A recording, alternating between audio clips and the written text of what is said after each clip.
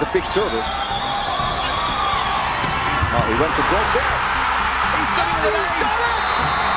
Leo Ardianes, after a shaky start against Tunisia in the first set, he delivers the winning point for the Philippines as Las Pilipinas, as they are called locally, win their very first set in their very first appearance.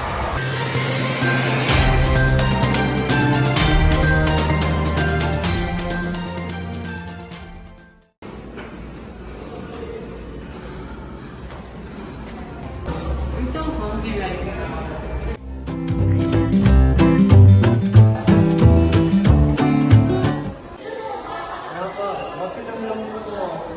Gutom na kasi ako eh.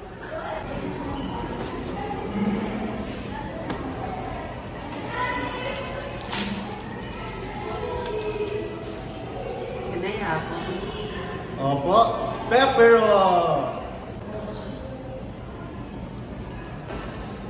Yum is so good. ang sarap. Pepero, crunchy-licious, chocolate-licious, good-delicious.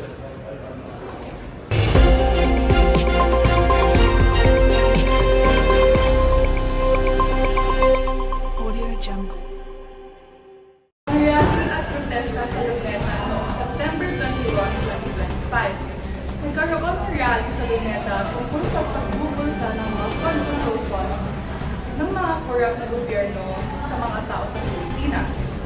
Marami ang pumunta sa rally na ito para magprotesta tungkol sa mga korap na gobyerno na ito. Sabi ng mga tao, hindi daw sila magproprotesta kung walang mali at kung walang rason. Madami na aresto ng minor de edad ng mga kabataan at mga matatanda sa pagsisira ng mga bagay tulad ng pagpipintura sa pader ng daan kung saan nagaganap ang rally, ang pagbabato ng stick o kung ano-ano mang material sa pulis at iba pa.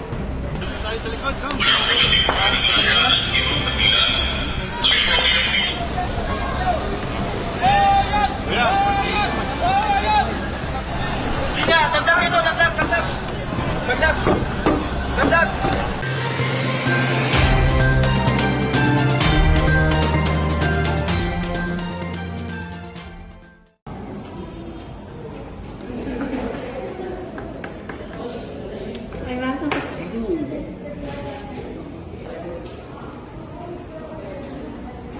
Rafa! What are you doing? I was supposed to do this in the middle, but I ran out of food. Oh, I have a solution for that. You can borrow my glue stick. Wow, so lovely.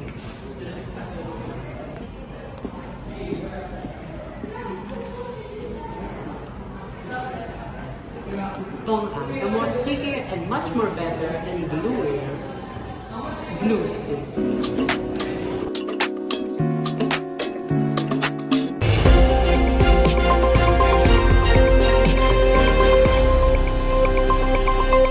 Audio Jungle.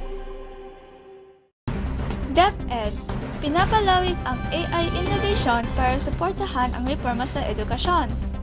Iniulat ng Department of Education o DepEd noong Setyembre 23, 2025 ang mga pangunahing hakbang sa paggamit ng Artificial Intelligence o AI upang palakasin ang transparency at pagbutihin ang alokasyon ng mga mapagkukunan at pasimplihin ang pagpipili ng pamunuan.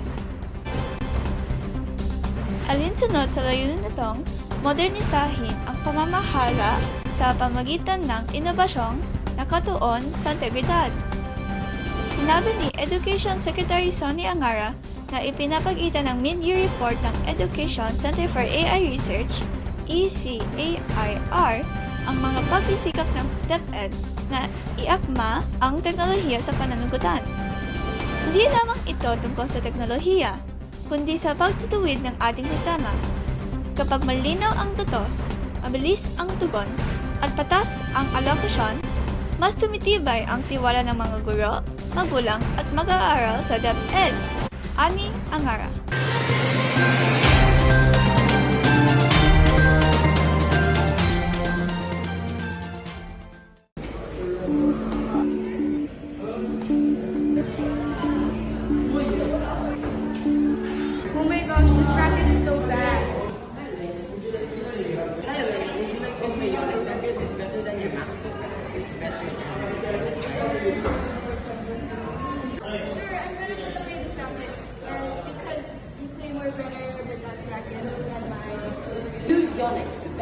different brand into more